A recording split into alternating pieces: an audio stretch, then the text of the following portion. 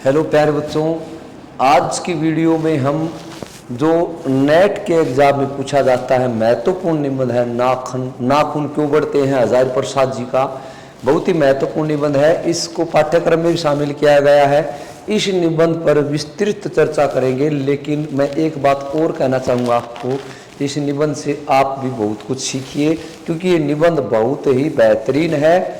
इससे हम अपने जीवन में कैसे बदलाव ला सकते हैं, इस पर हम अगर गौर से पढ़ेंगे समझेंगे तो बेटा बहुत कुछ सीखने को मिलेगा। तो नाखून क्यों बढ़ते हैं, हजारी प्रसाद जी का निबंध है। पेपर में शायद कोई एग्जाम होगा, नहीं पूछा जाता होगा इसमें से, लेकिन नेट के एग्जाम में यहाँ से कन्फर्म आता है। नाखून क्यों बढ़ते हैं, नाखून को बढ़ना हजारी प्रसाद जी ने मनुष्य के अंदर पशुता की निशानी बताया है कि नाखून बढ़ना पशुता की निशानी है। अर्थात जो हम पशुता मतलब झगड़ा करना या अस्त्र शस्त्र का प्रयोग करना, काफ़ी अच्छे तरीके से हजारी प्रसाद जी ने इसको समझाने की कोशिश की है। आप भी जानते हैं हजारी प्रसाद जी बेटे ललित निबंधकार के जन्मदाता माने जाते हैं। उनकी जो निबंध लिखने की शैली थी वो बातचीत की शैली थी, मतलब ऐसा लग रहे जैसे बातचीत के माध्यम से हमें समझाने की कोशिश कर रहे हैं। तो बेटा देखते हैं इस निबंध में क्या है। बड़ा अच्छा निबंध है, अगर आप इसको अच्छे से इस वीडियो को देखोगे तो बेटा नेट में कन्फर्म आएगा और आपका गलत नहीं होगा। नाखून क्यों बढ़ते हैं, देखिए कितने बेहतरीन तरीके से इस निबंध के रचनाकार ललित निबंधकार हजारी प्रसाद जी हैं। और बेटा इनकी जो निबंध लिखने की शैली थी उसमें बातचीत का पुरुषार्थ, ऐसे लग रहे जैसे बातचीत कर रहे हूँ। साहित्य के बारे में उन्होंने अपने विचार रखे हैं। मैं साहित्य को मनुष्य की दृष्टि से देखने का पक्षपाती हूँ। यूँ कह रहा है कि मैं साहित्य को मनुष्य की दृष्टि से, कि मनुष्य के लिए वो साहित्य कैसा है, इसके पक्षपात पर ये बात करते हैं कि समस्त मानव समाज को सुंदर बनाने की साधना का नाम साहित्य है। कितनी बढ़िया बात कही है कि सभी के सभी मनुष्य है, मानवता है, उसका कल्याण करना, उसके जीवन को सुंदर बनाने का नाम ही साहित्य है, ये कहते हैं हजारी प्रसाद जी। तो देखते हैं नाखून क्यों बढ़ते हैं। ये बेटा निबंध आपका नाखून क्यों बढ़ते हैं द्विवेदी जी का आलोचनात्मक निबंध है। इस निबंध के माध्यम से नाखूनों के, ये पेपर में पूछा गया है, नाखूनों के बढ़ने तो मनुष्य की पशुता माना गया है कि जो नाखून बढ़ते हैं अर्थात मनुष्य के अंदर पशुता छिपी हुई है, वो पशुता बाहर निकलती है। और ये नाखून आगे दिखेगा, नाखूनों के माध्यम से ऊपर से सभ्य दिखने वाले, ऊपर से जो लोग सभ्य दिखते हैं, अपने आप को बहुत बड़े सामाजिक कहते हैं, सोशल कहते हैं, अंदर से दुष्ट व्यक्तियों पर व्यंग्य किया गया है कि ऊपर से जो अच्छे दिखते हैं वो अच्छे हैं नहीं।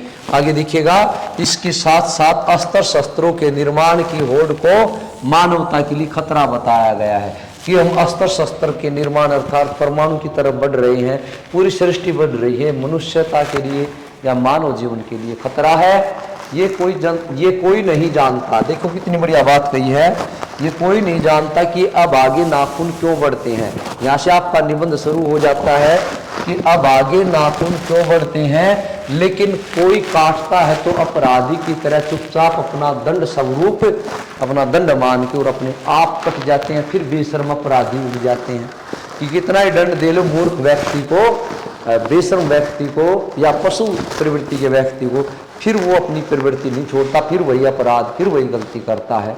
कितना बड़ा व्यंग्य किया है। कई लाख वर्ष पहले की बात है, मनुष्य जब वन मानुष था तो उसने अपनी रक्षा के लिए, कई लाख, जब मनुष्य वन में रहता था, वन मानुष था, तो अपनी रक्षा के लिए नाखून बढ़ाए थे, क्योंकि उसको नाखूनों की जरूरत पड़ती थी रक्षा के लिए। और ये नाखून उसके हथियार थे जो दुश्मनों को हराने में उसकी पूरी सहायता करते थे।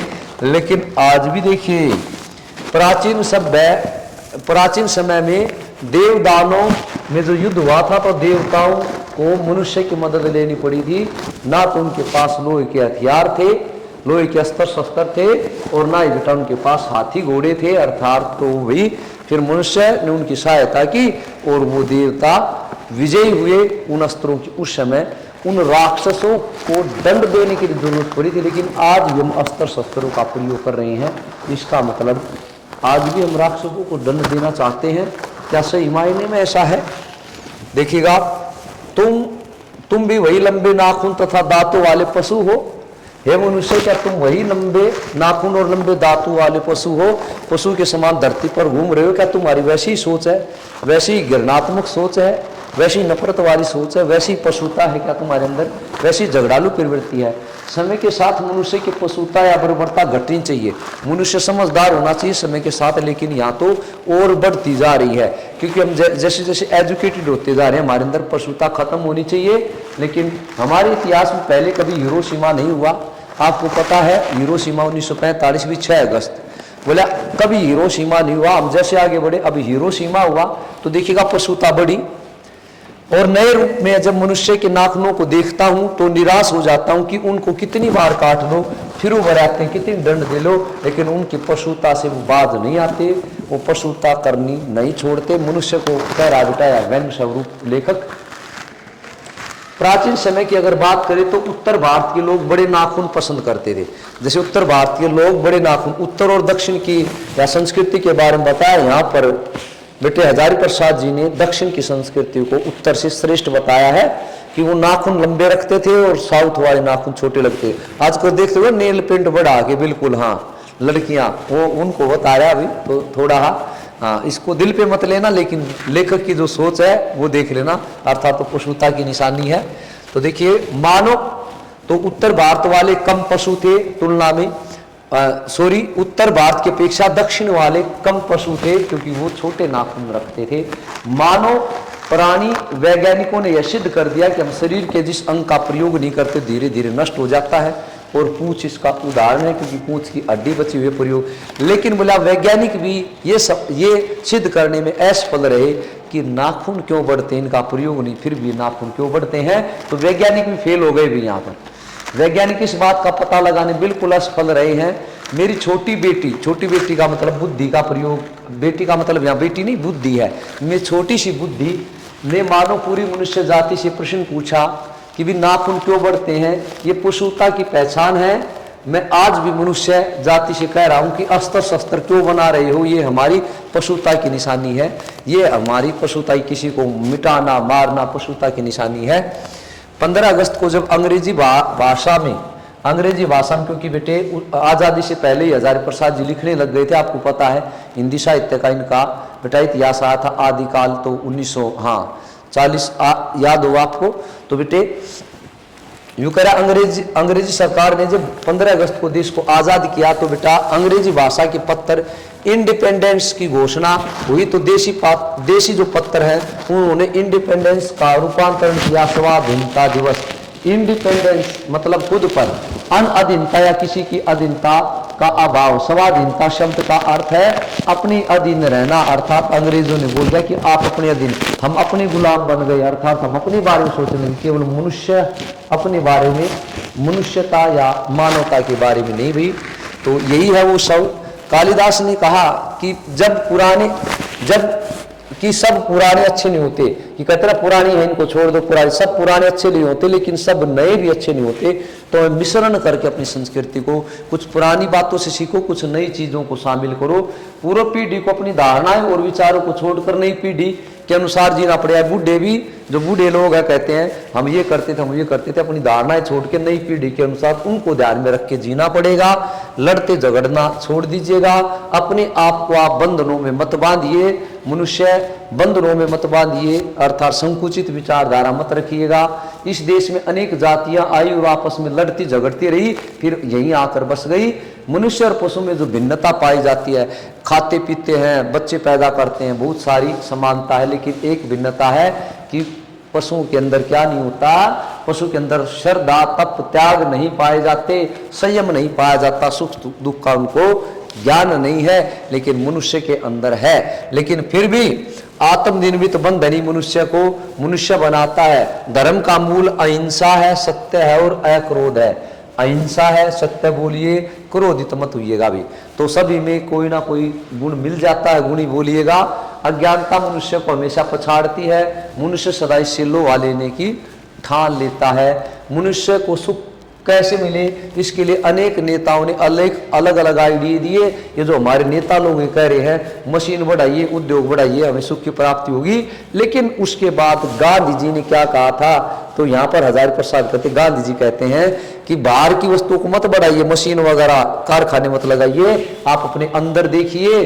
गांधी जी कहते हैं बाहर नहीं भीतर की ओर देखो, हिंसा को मन से दूर करो, झूठ मत बोलो, क्रोध और वैर मत रखो, समाज के लिए कष्ट सहन करो, आराम त्याग दो। दुनिया काम करके खुश नहीं है, तो गांधी जी कहते हैं आराम त्याग दो, अपने आप सुख मिल जाएगा। नहीं, आराम मुझे क्यों करना, मैं नहीं करूं, मैं उठ के क्यों जाऊं, मैं क्यों करूं, मेरे तो पैर दर्द करते हैं। ठीक है, तो देखिएगा, प्रेम की बात सोचो, आत्म तृप्ति की बात करो, काम की बात सोचो। गांधी जी ने कहा प्रेम बड़ी चीज है, प्रेम करो।